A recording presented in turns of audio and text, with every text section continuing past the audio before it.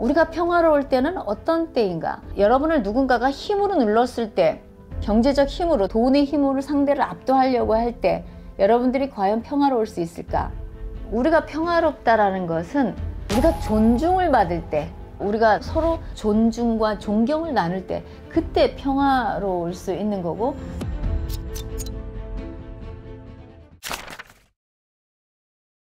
차기 트럼프 정부는 러우 전쟁의 신속한 종전을 공언하면서 종전 전담 특사로 지명된 켈러그는 힘을 통한 평화를 이루겠다고 했습니다. 지난해 윤 대통령 또한 평화는 압도적 힘에 의해서만 지켜진다고 발언한 바 있습니다. 이렇듯 세계가 공통적으로 가지고 있는 무력 기반의 평화론이 양측이 수용 가능한, 양측이라는 것은 러시아와 우크라이나를 얘기하고 있는 거겠죠. 종전환이 될 수 있는가에 대해서 의견을 여쭙겠습니다. 그런 질문이 저한테 들어왔습니다.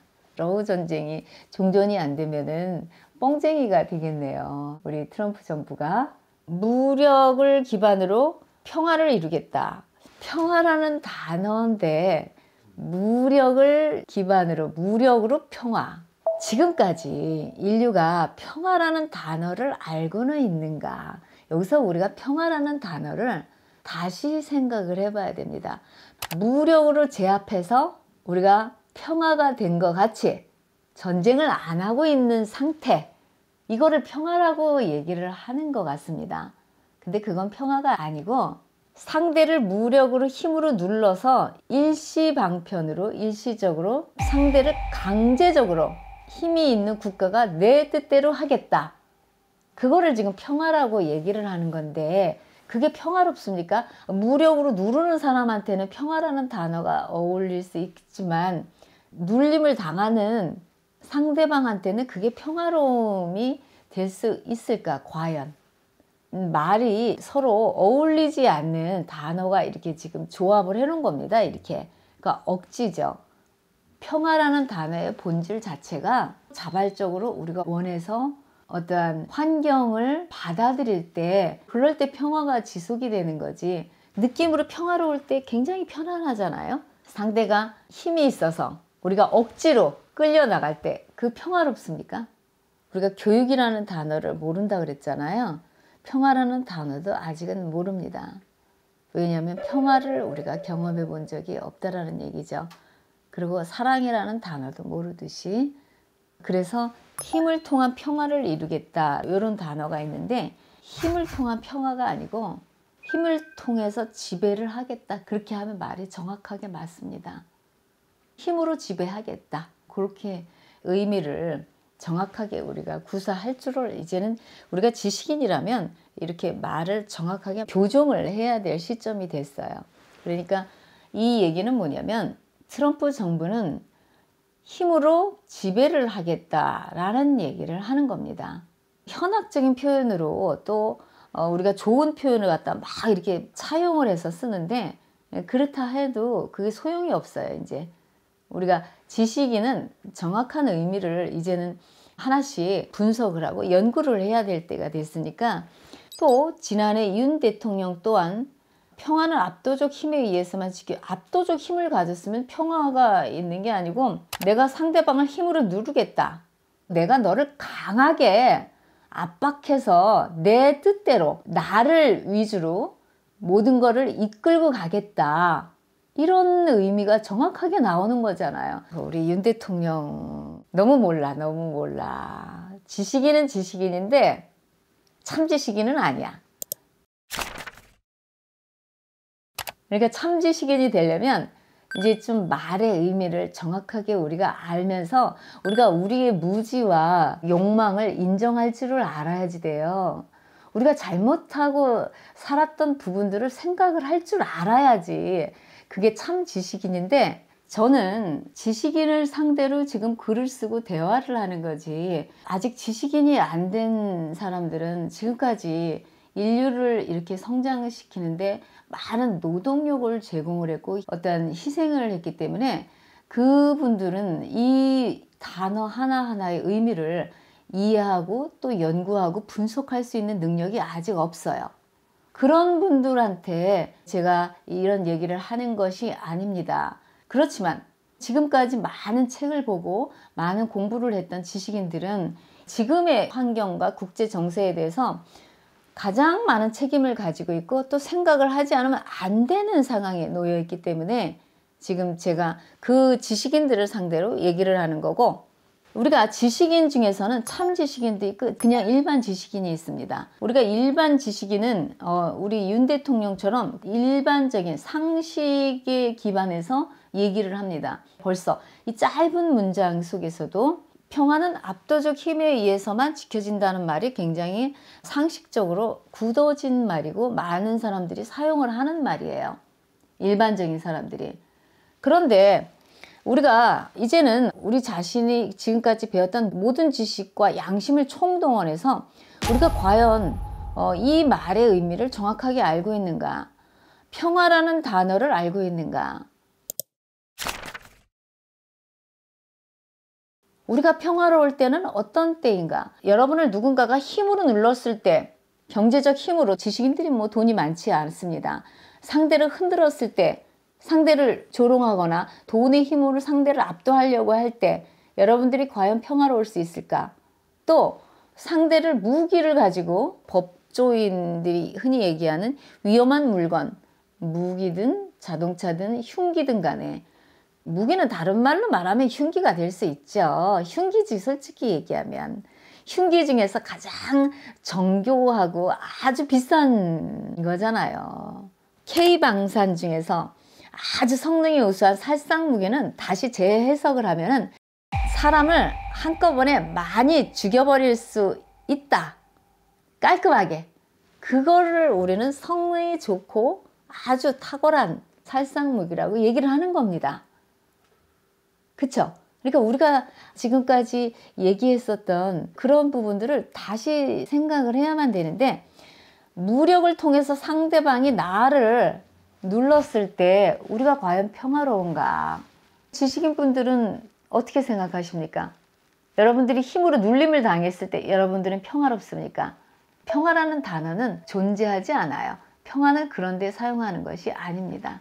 우리가 평화롭다라는 것은 우리가 존중을 받을 때, 우리가 지적으로 가치를 추구하고 성장하고 싶을 때, 공부를 하고 우리의 꿈을 펼치고 우리가 서로 존중과 존경을 나눌 때, 그때 평화로울 수 있는 거고, 상대방을 서로 생각하고 상대도 나를 생각을 해줄 때 우리가 평화로운 이 편안한 감정을 느끼는 거지, 힘으로 상대가 나를 누를 때 여러분들의 느낌이 어떠세요? 그럼 본능적으로 그 순간에 눌림을 당하고 있다 그래도 이건 다시 튀어오르게끔 되어 있습니다. 이 원리가 있는 겁니다. 오늘은 이 원리만 알아도, 이 단어의 의미만 알아도 사실은 문제는 다 풀리는 거거든요. 그러니까 평화는 압도적 힘에 의해서만 지켜진다고 발언한 바 있습니다. 우리 윤 대통령이. 근데 그것 자체가 상식이라는 겁니다. 잘못된 얘기예요. 평화는 그렇게 해서 지켜질 수가 없습니다. 평화는 우리가 스스로, 우리가 상대보다 뛰어나지 못할 때, 그러면 상대를 인정하면서 상대의 장점과 상대로부터 에너지를 받을 때 스스로 원해서 그때 평화로울 수 있는 거지, 어떻게 강제적으로 무언가를 하려고 할 때 그게 평화로울 수 있다라는 얘기입니까? 그러면 우리는 평화로울 수 없는데 우크라이나는 평화로울 수 있어요? 일반적으로 상대가 힘 자랑을 하든 무력으로 또는 경제력으로 누르려고 할 때 우리가 기분이 별로 유쾌하지 않다라는 얘기잖아요. 상대가 나를 존중하는 게 아니고 힘으로 눌렀을 때 평화롭지 않다면 우크라이나도 평화롭지 않은 거고 우크라이나 사람들도 평화롭지 않은 거거든요. 그러면 이게 평화로운 중재안이 될 수가 없는 거죠. 이건 강제적으로 전쟁을, 우크라이나 사람들은 당신들이 찌그러져 있어라 라고 얘기를 해서 강대국의 힘에 의해서 강대국이 약소국을 뭉개는 거지. 우리 그냥 알아듣기 쉽게 솔직하게 얘기하면 강대국이 약소국을 뭉개는 거예요. 그러면 상대는 평화로운 게 아니고 굉장히 고통스럽고 비통하고 울분이 느껴지고 억지로 희생을 하기 때문에, 그러면 이게 지켜질 것인가? 이게 언제까지 갈 것인가? 거기에 사회적 문제가 발생이 안 될 수 있는가? 그런 문제가 대두가 되죠. 평화는 압도적 힘에 의해서만 지켜진다는 생각을 서울대 출신의 지식인 수준. 서울대 출신들은 반성을 좀 해야만 됩니다. 서울대 출신들이 지금 대한민국을 망가뜨리고 있는가, 대한민국을 살리고 있는가. 가슴에 손을 얹고 생각을 해봅시다. 제가 올리는 메시지에서도 여러 번 제가 그 얘기를 계속 하고 있는데, 지식인이 아닌 일반인들이 저 사람이 서울대 출신이다 그러면 굉장히 많은 학식을 가졌구나, 머리가 좋구나 라고 생각을 하잖아요. 그 사람들이 지금 국회의원에 많이 들어가 있고 대통령이 되어 있고 의사가 되어 있고 판사가 되어 있습니다. 제가 서울대 출신들한테 제 질문합니다. 우리 범죄자들의 비율이 점점 늘어났을까? 아니면 줄어들었을까? 이거는 누구 책임일까? 암 환자를 비롯해서 많은 중증의 환자들이 50년 전부터 해마다 인구 비례로 숫자가 늘어난 게 아니고 비율이 점점 늘어났을까? 줄어들었을까? 좋은 건물들은 건물마다 다 병원이 들어서고 있습니다. 안정적인 수익을 보장받을 수 있는 임차인이 병원이기 때문에. 병원이 많아진다는 것, 장애인 주차구역이 많아진다는 것은 육체적 하자가 굉장히 가속도가 붙어서 늘어났다라는 것을 얘기를 하는데, 그럼 서울대 출신 의사들은 이 부분에 대해서 어떻게 대답을 해야지 될까요? 이게 누구 책임일까? 의학 공부를 하지 않은 맨날 노동만 한 노동자들 책임일까? 아니면 서울대 출신 의사들의 책임일까?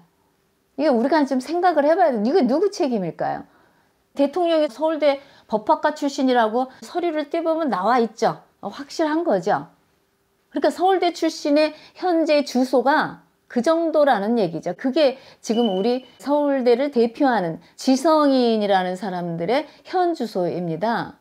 지금까지 공부를 그렇게 많이 했지만 헌법과 민법과 형법을 달달달달 외웠지만 무식하기도 하고 무지하기도 한 겁니다. 우리가 생각을 조금만 해도 우리를 누가 압도적 힘으로 눌러버렸을 때 우리가 평화로울 수 없으니까, 우크라이나나 러시아 어느 하나를 압도적 힘으로 누른다 해도 눌림을 당하는 사람한테는 평화가 있을 수 없다라는 것을, 평화로운 사람은 힘으로 누르지를 않아요. 이 짧은 문장을 가지고 우리가 분석을 해봐도, 연구를 해봐도 윤 대통령의 머릿속에 있는 철학과 그 사람의 생각을 전부 읽어낼 수가 있고, 지금까지 살아온 삶의 방식을 우리가 꺼낼 수가 있는데, 일반 사람들이 많이 사용하는 이 말이 굉장히 말이 안 되는 모순을 지금 함축하고 있다는 얘기를 제가 지금 드리고 있습니다. 우리가 그만큼 무식한 거예요. 무지한 거고, 모르는 거지. 공부를 우리가 했습니다. 제가 책을 많이 본 사람이에요.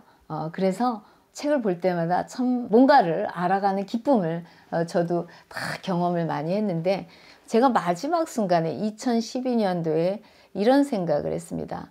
내가 책을 아무리 봐도 알 수 있는 게 없구나. 그거를 제가 깨달았습니다. 왜 그런 생각을 했냐면, 책을 한 권을 보면 그 한 권을 본 만큼 나한테 지식이 쌓이기 때문에 모르는 거를 또 알게 돼요. 내가 모르고 있었던 부분들을 알게 돼요. 그래서 처음에 헌법만 볼 때와 그 다음에 민법과 형법을 볼 때, 책을 한 권 볼 때와 두 권, 세 권을 볼 때 벌써 알아가는 게 많아질수록 내가 모르는 게 많았다는 걸 명확하게 확인을 한다라는 얘기가 되는 거죠. 내가 몰랐다라는 걸 내 스스로 증명을 할 수 있는 게 책을 많이 보니까 그게 확인이 되는 겁니다. 형법책을 보기 전까지는 형법에 대해서 아예 모르기 때문에 모른다는 사실 자체를 모르다가 형법책을 보고 나니까 내용이 엄청 많잖아요. 그러면 그동안 내가 형법이라는 분야에 대해서 몰랐다라는 게 이제 알 수가 있죠. 민법도 마찬가지고. 내가 책을 100권을 보고 1000권을 보니까 내가 모르는 것이 더 많이 확 이렇게 넓어지는 거죠. 책을 많이 보면 볼수록 우리가 모른다라는 사실을 확인을 하게 되는 거니까, 이게 참 난이도 있는 내용입니다. 제가 지금 드리는 말씀이. 그러다 보니까 제가 마지막에 2012년도에 책을 이제는 놓기로, 그때 이제 법서를 보고 있었고 물리학 책을 보고 있었는데 신림동에서 내가 알 수 있는 게 없구나 그런 생각이 제가 들었습니다. 그래서 제 스스로의 무지를 인정을 하고 고개를 숙이고 책을 덮고 아주 편안한 마음으로 제가 신림동을 살아서 나가지는 않겠다라는 생각을 제가 했었는데 그때는 내가 알 수 있는 게 없구나. 그걸 인정하고 나서부터 제가 편안하게 신림동을 떠날 수 있겠다. 그 생각을 제가 했습니다. 좀 목이 메이네요.